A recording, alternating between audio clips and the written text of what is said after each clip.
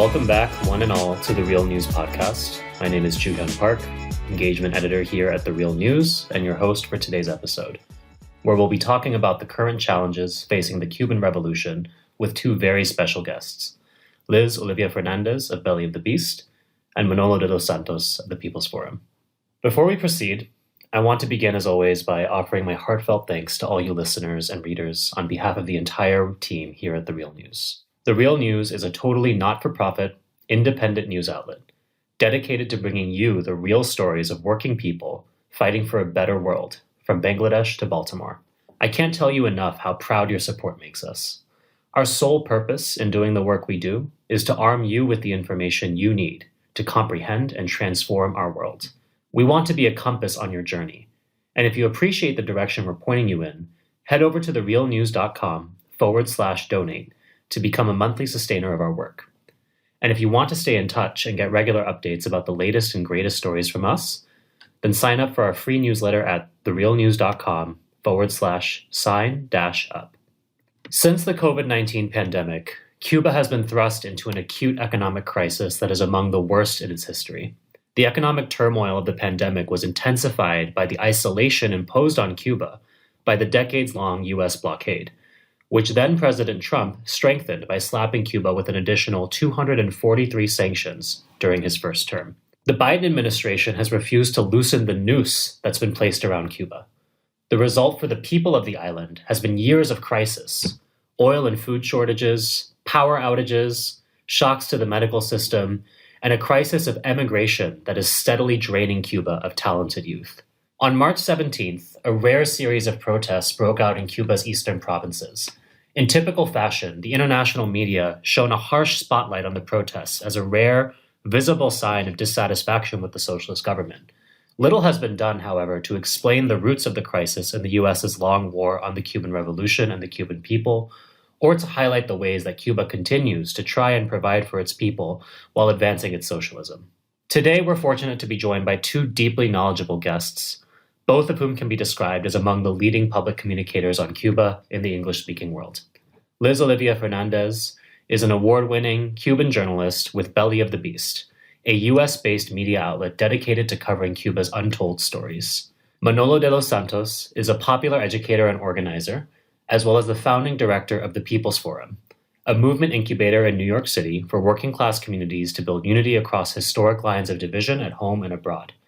He also collaborates as a researcher with the Tricontinental Institute for Social Research.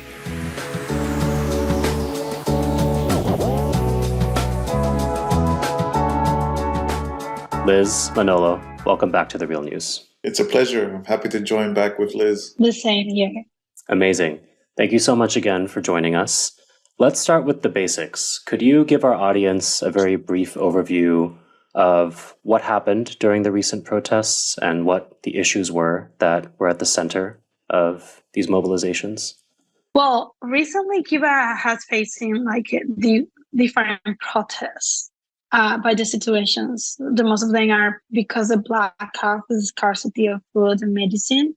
This is not new. This is something that started in 2019, even before the pandemic, with the Trump administration sanctions against Cuba that went from bad to worse. And the situation is going to be like that from that. After that, we have facing the COVID pandemic. Cubans has been trying to survive from there to now. And the situation is going to getting worse and worse with the time. So even in the city, I live in Havana. So you can feel the sensation of desperation and frustration that people have. So in rural areas, that this is where the most recent protests would break down, was the situation is worse because we barely have access to fuel. They have facing blackout for more than 18 hours. Some of them have 20 hours of blackouts in a day. The scarcity of food is getting worse because the government barely have access to buy the most basic food. I was reading the other day the report that they have about the sanctions and the effect of the sanctions on Cuba, and they say that even because of, I don't know if you know about the rationalized food the Cuban government gives to the people in order to have, they have the basic.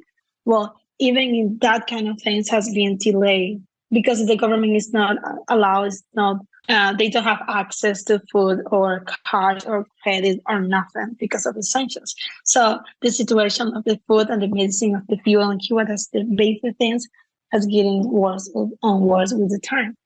Thank you for that. Manolo, I'm curious if you want to jump in here and add anything to Liz's addressing of the situation. No, I would think I would start from the same place as Liz, that, protests in Cuba are not something new. They're not sort of like an exceptional phenomenon. It's actually something that's happening quite regularly.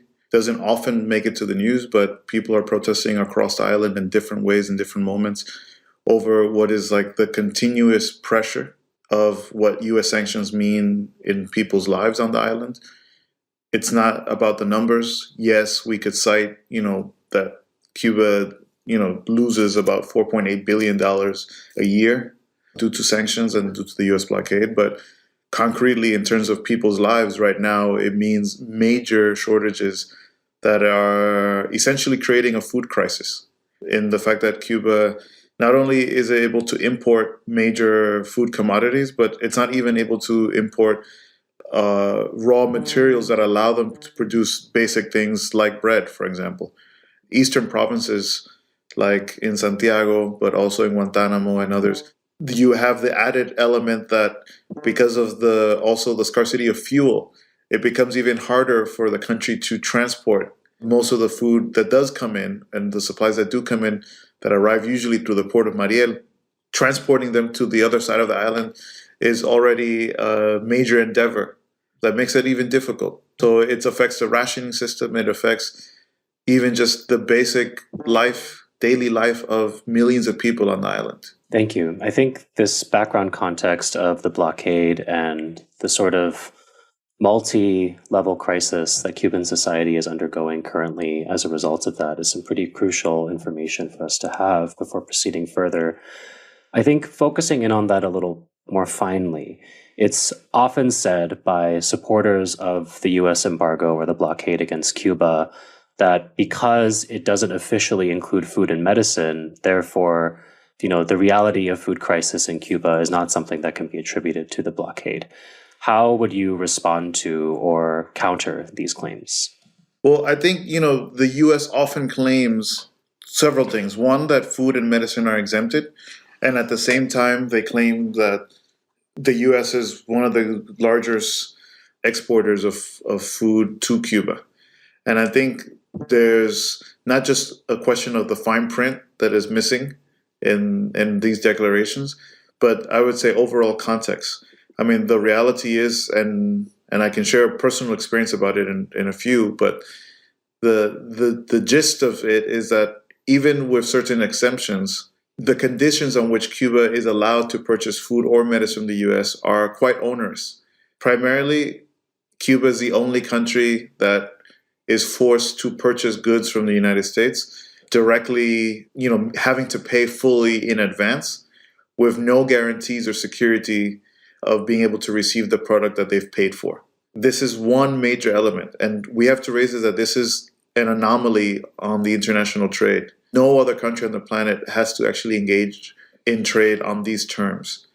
Most of it is done through credit. Most of this is done through legitimate banks that are able to guarantee to both the vendor and the customer that goods will arrive. And in the case of Cuba, it's almost like a lottery. Cuba is forced to pay in cash many times and then left wondering if they will receive what they paid for. That happens often in the case of Cuba-US economic exchange. But then there's another element, which I think is even more prevalent in the last 5 years, which is that because Cuba was placed on the state sponsors of terrorism list, most banks around the world are very much unwilling to do the financial transactions necessary for Cuba to make these purchases. Automatically, seeing Cuba in any transaction already creates a series of red flags that banks are in fact required to investigate and look deeper into, and often stalls the process of any purchases. And I'll just tell you from a very personal experience. For the last 4 weeks, I've reached out to 16 different grain distributors in the United States, asking them, we're willing to buy at market price over 1,000 tons of flour, of wheat flour, to send to Cuba. And not one of them was able to give a positive response to our requests. Most of them mentioned immediately the limitations that they face and the fear that they face of engaging in any trade of this type with Cuba. Even if there could be an exemption, just the state of paranoia and the state of fear that even if they were to do this, somehow they would be fined, like many companies have been by the US government, is enough to impede this so-called exemption from actually allowing Cubans to buy. And I would like to add, it's because it's funny. They say, okay, food and medicines, they are under sanctions. Have you tried to send food and medicine from United States to Cuba? The people who said this have been trying to send food and medicine to Cuba. It's easy. Or they have to hire someone from a Cuban American enterprise in Miami who are making a lot of money, a lot of profit with that kind of business. And as to the people that are trying to send to Cuba medicines, equipment, trying to give a little bit of solidarity. A lot of groups are trying to get food and medicine in Cuba are facing so many stuff. Also, senators and Congress people in the U.S. will say, okay, but Cuba spent $3 million in 2023 purchasing food in Cuba. Okay, that's true. $300 million. Say that's true. But how much represent that kind of money in terms? And this is because, as Manolo said and explained a few minutes ago, is because sanctions. Why Cuba needed sanctions to purchasing food or medicine or whatever to the United States? But for example, DR, in the same period of time, 2023, DR spent $1.3 million purchasing food in the US. And just in food, and this is just in food, what is the difference between $300 million and $1.3 million? That's DR. Guatemala, just in food and other food, I'm trying to remember the data, $70 million just in food, the same. And these are countries that they have even less population than Cuba. So what that kind of money represents to a government in order to get food to all the families in Cuba, to all the people who live in Cuba, that's nothing. They use the number, and this is the kind of things that people in the US doesn't know about math. What kind of money represents that in a country that have a population of 11 million Cubans living in the same place? So, okay, you can get food and sometimes medicine to the United States, but at what cost? What cost? Because it's not about money, it's about time, it's about obstacles, it's about overcome things the entire time. So ask the farmers in the US, it's easy for them to try to sell food or whatever to Cuba. Chicken, everybody's talking about how Cuban people consuming US chickens. It's not US chickens, it's legs. It's because in the US doesn't like legs, you enjoy more breast. So the kind of chicken that is so cheap for Cuba to buy that kind of chicken in the US, they don't have any popularity at all to pursue that kind of things. And we can pay it, but we can pay it and we have to pay in advance for a product that we haven't seen and for a product that is going to take maybe 2 weeks to ship to Cuba. So the people who are ready said that kind of thing, they really understand the complexity of everything. They really understand how difficult is the amount of obstacles that people have to face in order to delivery or to ship to Cuba food or medicines, or they just are repeating as usual? Thank you. I think you've both really effectively demonstrated how the sanctions regime is not about just like a simple list of products that are or not allowed in Cuba. It's really attacking Cuba's ability to make any transactions at all, to be able to engage in trade in a timely and smooth kind of way, which is required in order to maintain its systems, in order to have inputs that are going to go into, the mouths of the people, into, their cars, into generating power and things of this nature.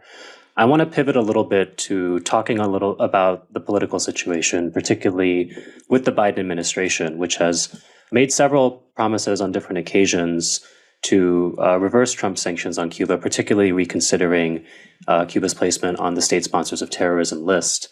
That's a promise that is yet to be fulfilled, and with time running out in the Biden administration, it doesn't seem like it's something that's going to be a priority for this presidency. Liz, I know that you and Belly of the Beast are coming out with some new documentaries that approach this topic, so I'm wondering if you can educate our audience a little bit on why exactly the Biden administration has adopted the stances it has. And Manolo, I'm curious as well if you can speak a little bit from your experience in attempting to get this current administration to change its policies.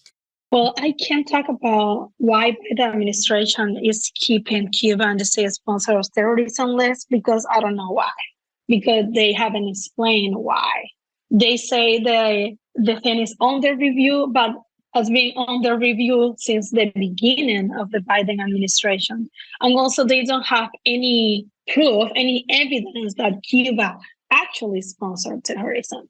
So, and the excuse that they give to journalists, they are really vague, and they are talking about U.S. political prisoners that Cuba give them asylum in the 80s. In the 80s. And Cuba, as any other country around the world, have this privilege to give asylum whatever citizen and asking for if we consider that this is the right things to do. And we did in the 80s. So back of now, from them to now, we haven't given asylum to any other US citizens. And they never explain, but in fact, it is something that is funny, and I say funny because the last year I was covering the cooperation between Cuba and the United States. I have the opportunity to interview the Coast Guard, the person who represents the U.S. Coast Guard and U.S. Embassy here in Havana. And they talk wonderful about Cuba. In fact, if you review the documents from the State Department to talk about the counterterrorism support cooperation between Cuba and the United States, they give Cuba excellent qualifications because Cuba is the main ally to the United States in the Caribbean, the South America, in order to fight terrorism, drug trafficking, and human trafficking, smugglers, everything. So how is it possible that you start collaboration and cooperation with a country that supports terrorism is the same country that are helping the United States to fight in terrorism? Is not an irony of this? It's not something that is lack of argument when you're asking someone what is going on. You are collaborating, you have cooperation with someone that you say that is terrorism and support terrorism, but are helping you to fight against terrorism. I think this the question, like the biggest question that Biden administration has to answer in some point, but because so far we haven't listened a single argument that really put an evidence about why is Cuba in the state sponsor of terrorism list. Well, I think that the U.S. to begin with has over 2 centuries long obsession with dominating Cuba. It has been a premise for almost every U.S. president in one way or another to seize Cuba, dominate Cuba, occupy Cuba, control Cuba, confront Cuba, all on the basis that it's seen to be as a territory that should always be in the sphere of influence of the United States, if not directly a part of it. I mean, there have even been attempts at annexation in these last 200 years. But if we were to look at what's been happening in the transition from the Trump administration to the Biden administration, I think there was this false idea that the Cuban Revolution was on its last legs, that if there was enough of a push, the Cuban government would fall, and again, 200 years of dreams of dominating Cuba could be finally realized. And therefore, there's been, for the past 5 years, I would say a bipartisan consensus on maintaining harsh, I would say quite cruel and inhumane, strengthened sanctions against Cuba. I don't think anyone in Washington, on either side of the bench, Republicans or Democrats, really believe that Cuba actually belongs on the state sponsors of terrorism list. I don't think anyone actually, even people who hate Cuba or are anti-Cuba within Congress, don't actually believe that Cuba is engaging in any activity that supports terrorism. But ultimately, the state sponsors of terrorism list, not just in regards to Cuba, but to any of the countries that are listed on it, has always been used as a political tool in order to campaign publicly against the so-called enemies of U.S. interests. The bigger question, I think, that's yet to be seen is, regardless of what Biden does in this new period, is when will U.S. politicians realize that the Cubans do not want to give up on their political independence? That no matter every attempt that the U.S. has made over the last 6 decades to overthrow the Cuban government, to starve its people, to create so much deprivation and so much suffering that people have no other option, even in those circumstances, even among Cubans who do not agree with the Cuban Revolution, who do not agree with the socialist project, there's a strong fervor for maintaining their political independence. And that should always be the basis for any serious conversation between the Cuban government and the U.S. government. When will the U.S. government actually wise up to this? That is the question that is yet to be seen. Thank you both so much for setting that up for us. I want to briefly detour to bringing up this memorandum from the State Department from Deputy Assistant Secretary of State for Inter-American Affairs, Mallory, to his colleague, Rubadam. This was outlining the program for the sanctions regime, or the beginning of the blockade against Cuba. This is a memo from 1960. And it very clearly states out that the goal of the blockade was to decrease monetary and real wages, to bring about hunger, desperation, and overthrow of government. So really just highlighting that last point that you're making here, Manolo, that this is part of a long-standing political project with very specific goals from the United States in terms of establishing influence over Cuba, in terms of undermining its independent project. I want to pivot a little bit as we kind of reach a good halfway point in this conversation to talk about what the efforts of the Cuban people and government look like in the face of these challenges. We've outlined what exactly the challenge is, where it comes from in the form of the blockade, and talked a bit about how it's quite unlikely that we're going to see a sudden about-face from the U.S. government, given the conditions that are prevailing at this time. So can you tell us a little bit more about the efforts that are being made by the Cuban people, by the Cuban government, to establish resilience, to resolve the issues of hunger and energy that they're facing? And maybe if you can also tie in some of the work that you are doing as well to support those efforts, that would be great. So I think, considering the difficult circumstances that the Cuban people and their government face, in which essentially their hands are being tied behind their backs, to be able to respond to any of these challenges is incredibly difficult. But what I have noticed consistently, and I think it is remarkable when you compare to other countries around the world who have gone through similar situations, is that the first sort of premise of the Cuban government and its people has been to not engage in any internal sort of neoliberal package to dismantle the state of social welfare that has existed on the island for 60 years. The pressure always in these circumstances is to privatize. The pressure is always to leave as many people out of a project that has prided itself on including everyone in its provision of healthcare, of education, of housing, and so on for so many people. Of course, Cuba has had to deal with all these provisions, but with very severe limitations. But you could say for the most part that it has provided for the well-being of its people. And I think the fact that it wants to continue doing that at all cost, even with the delays, even with the severe limitations under these cruel sanctions, is remarkable. I think the other challenge that it faces is finding partners on the world stage that are willing and able to take sacrifices and actually challenge U.S. hegemony in providing alternative sources of development for Cuba. And I think this is the case of countries like China and Russia that are actively now working with Cuba to build alternative sources of renewable fuel that allow Cuba to sustain itself without having to depend as much on the import of diesel and oil and other sorts of fuels. There are other areas which is on self-sustainability of its agriculture.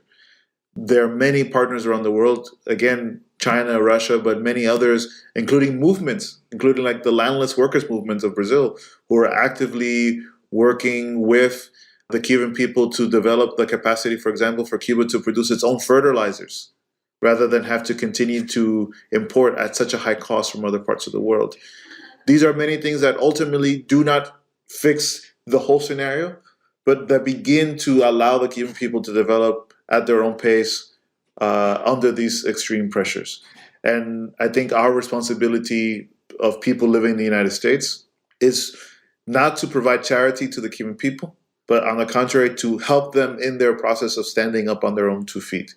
I think the Cuban people are a proud people. They are people who have proven to the world, not once, but many times over, their incredible capacity to create, to build, to actually show us what an alternative in a future society could look like.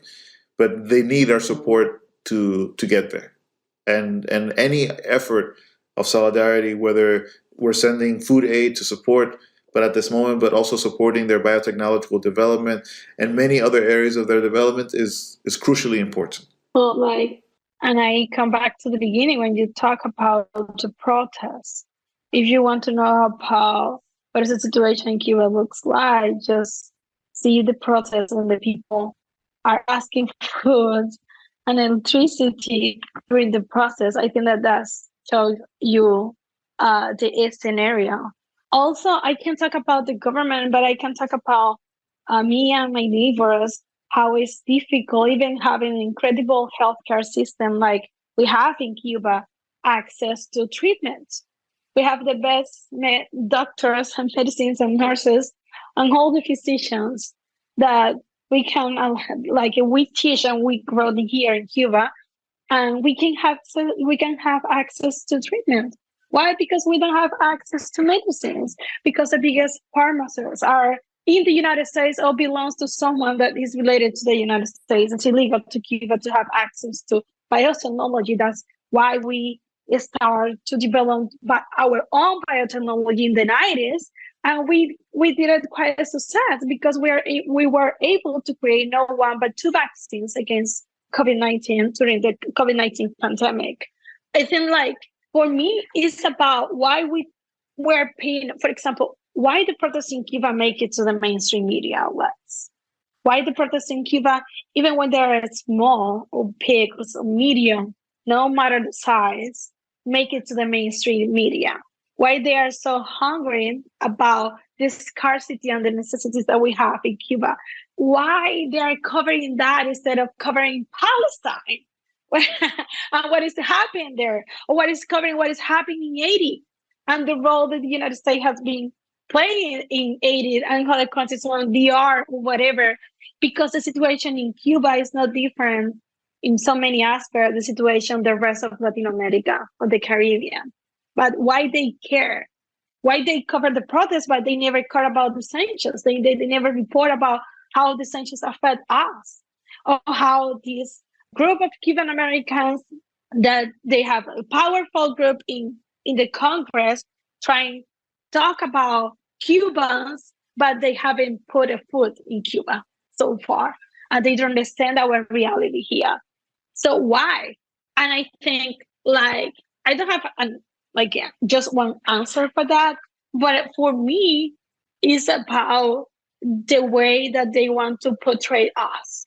They don't care about freedom or what is a freedom of speech or whatever in Cuba. They don't care. It's the same people that are trying to criminalize social justice in Florida. They criminalize Black protests in the United States. They are supporting like they have access to guns and NRA in the United States. They don't care about social justice or equality or whatever. They just trying to portray us as a failed state. They need to portray, and the media is helping a lot about this. For example, why the ministry are not covering what is happening with the Havana syndrome? Two new studies from the NIH say that there is no evidence that these people that form part of the U.S. diplomats here in Havana has brain damage. That's full apart the whole theory that they have brain damage. And that's the beginning of a series of sanctions, increase of sanctions on the Cuban people and on Cuba. And they never are covering that. And we have to watch 60 Minutes from the last week and then say that they have new evidence. New evidence from what? New evidence from where?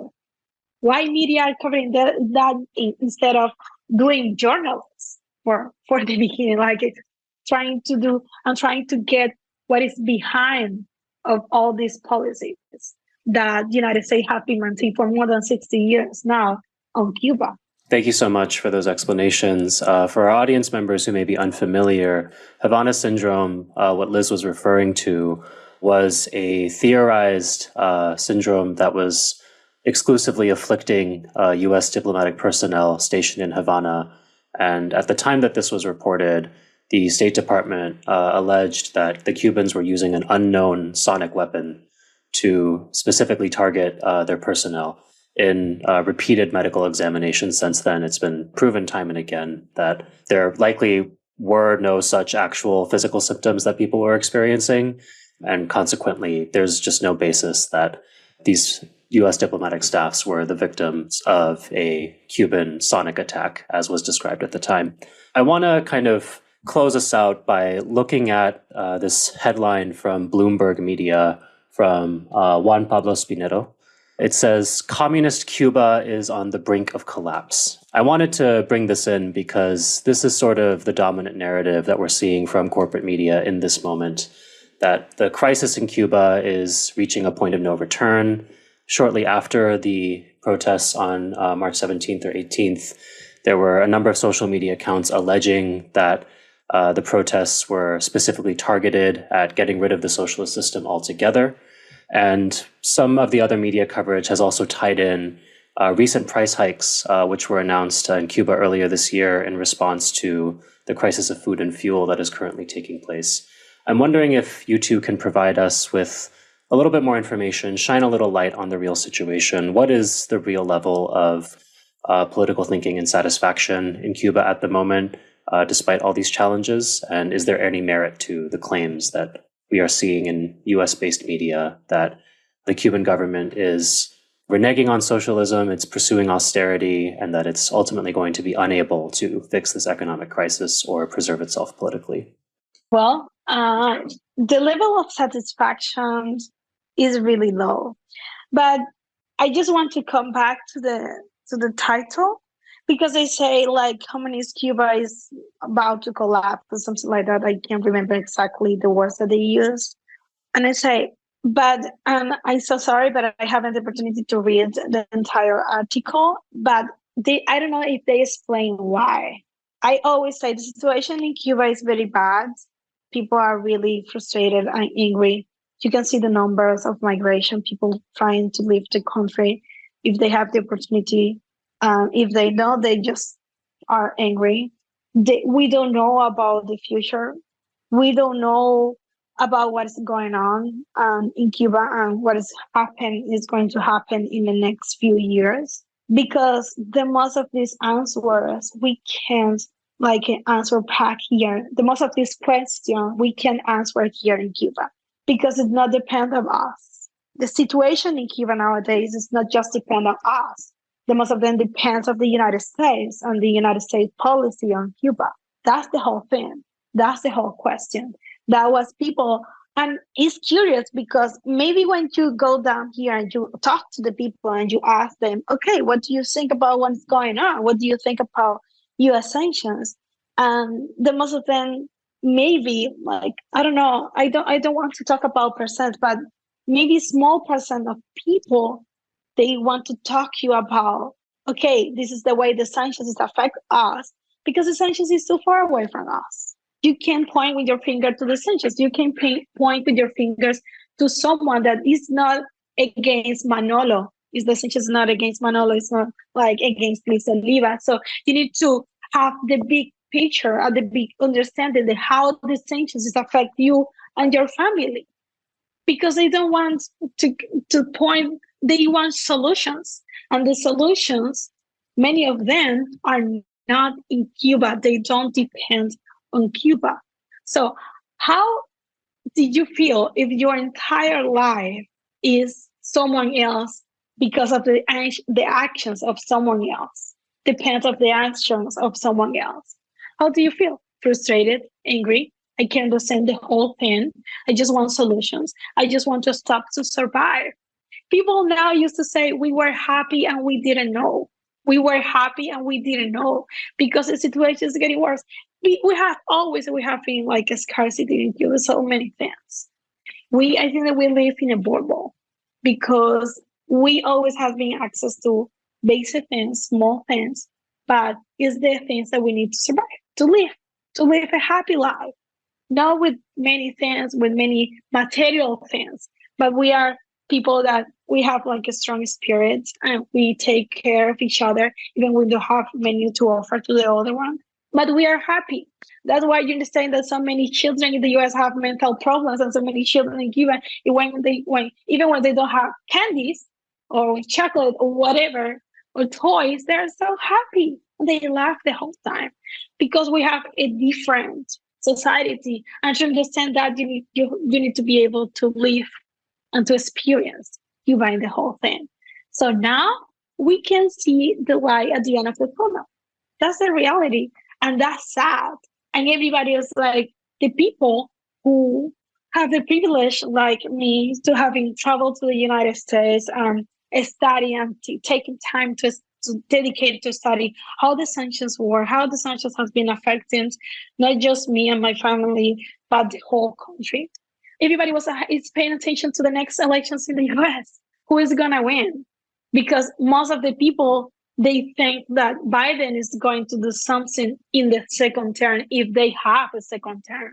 But is Biden gonna win the second term? Is gonna Trump win the second term? What is going on in the United States, and how the elections in the United States is going to affect the life of 11 million of people in Cuba. So, Well, I fully agree with Liz. I mean, I would just add that headlines like that are a sign of Washington's wishful thinking, but it also has dangerous connotations. And it's a connotation that we have to defeat in many ways. One, the idea that the crisis that Cuba is facing is Cuban made. It is of their own doing. And I think that has to be corrected in as much as possible, because always these headlines, but generally US mainstream media always seeks to hide the hand of how the empire works day and night to destroy the livelihoods of the Cuban people. And we know of it through US documents, we know it through the Mallory Memorandum, but we see it concretely in the policies that US government takes. The other element that I think is important to sort of clarify is that this is not the first time that the US government and the US media talk about a collapse in Cuba. They were saying the same thing in the early 90s, when I would say Cuba faced an even worse scenario, because they had effectively lost their major trading partners in Eastern Europe and in the Soviet Union. They lost most of their income overnight. The country was reduced in what we now describe as a peak oil crisis, meaning very little to no fuel was entering the country. I mean, in fact, a level of food crisis unprecedented. And yet the Cuban people survived. And I think they survived in part to what Liz mentions, which is a different ethic, a different approach to collective well-being, a society that ultimately puts human beings first and is, despite all the odds and all the challenges, is trying to figure out how to maintain a certain quality of life within the possible for the majority of its people without sacrificing anyone. And I think that makes a difference. I don't know if in the United States we would be able to respond to a crisis of this type, if all of a sudden millions of people in the United States lost access to food, fuel, and medicine at major scale, I'm talking about, let's say, more than half of the US population, would our society be able to respond so collectively, so calmly, so grounded in their humanity to such a level of crisis? I would think not. I just want to add that you have your own crisis to resolve, and they're still pending. Just look at the situation of the Black people in the United States in general, the access to food, to real food, not just snack food, to medicines, to healthcare system, to everything. The mortality of Black moms in the United States, that's another problem you have to face off. That's the thing for me. Like, when people say, okay, but what kind of things the United States have to do in order to help Cuba? And I always respond the same. We don't need help. We just need that leave us alone. That's the only thing the United States have to do. We have to deal with our own problems, our own stuff, but you can't intervene with that. Not for good, not for bad. Just don't intervene. Just don't intervene at all. Precisely. And as you're both saying, we can look at the state of the United States today and see a number of crises that are already taking place. There, is a crisis of hunger. There is a crisis of Black maternal mortality. There is a crisis of education, of healthcare.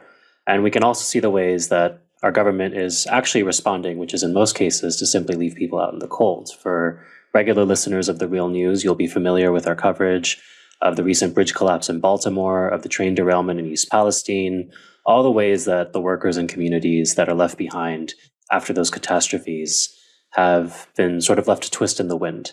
And that really speaks to the kind of different ethical, social approaches that the two of you are talking about. Now, before we say goodbye, I'm hoping that you can close us out by just talking about the work that you're currently engaged in, how listeners can continue to support you and stay involved. Well, out of the People's Forum, we're actively engaging in political education about what's taking place in Cuba and overall trying to build awareness, not just about Cuba itself, but obviously the history and the context that comes into what we know as U.S.-Cuba relations today. We're also engaging in major initiatives to support the Cuban people. One of the most latest examples of that is our Let Cuba Live, Bread for Our Neighbors campaign, which has the goal of sending 800 tons of wheat flour to Cuba within the next month, with the aspiration of being able to give at least 5 million Cubans a piece of bread every day for a month in order to help support them through this difficult moment. Not as a sign of charity, but actually as a sign of encouragement to their people as they continue to struggle and fight, but also to raise light on what the Marco Rubios of our world are constantly saying and raising as truth, but that we know are actually lies when it comes to the extent of this blockade and how it affects the Cuban people on a day-to-day basis. Well, in the case of Belly of the Beast and Belly of the Beast, we are coming with 2 new documentaries. Harlane on the Hudson, that is focusing in Bob Menendez on the role that he played during the Biden administration to support the sanctions against Cuba and all the corruption scandals that are involved him. And the other one is Uphill on the Hill, that is focuses on Biden administration and the politics that are having place in Washington. They're trying to maintain the sanctions on Cuba. We interview Congress people. We interview the people who actually live in Washington, D.C., and what they think about, not about the sanctions against Cuba, also about Cuba being the sponsor of terrorism and what does that mean.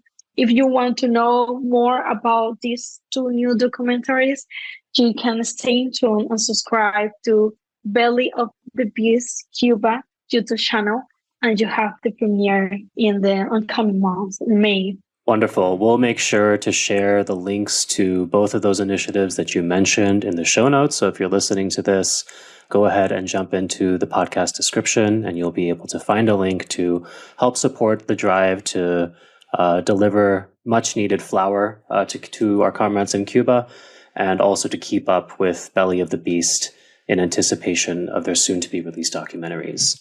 That'll be all for today. Thank you so much again, Manolo and Liz. Before we close, I'd like to give a shout out to the Real News studio team, Cameron Granadino, David Hebden, and Caleb Rivera for making this episode possible. And finally, to you, our audience, thank you for listening, and we'll catch you next time here on The Purpose.